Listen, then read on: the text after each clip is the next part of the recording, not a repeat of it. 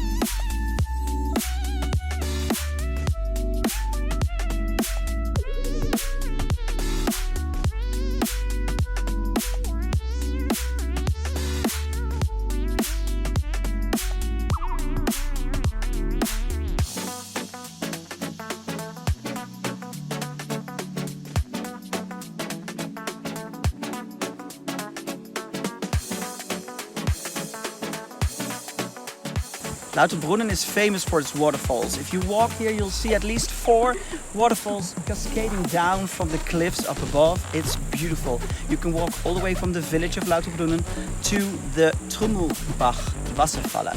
And that's the Trummelbach waterfalls, if you didn't understand that, which is amazing as well. We'll show you all in this video.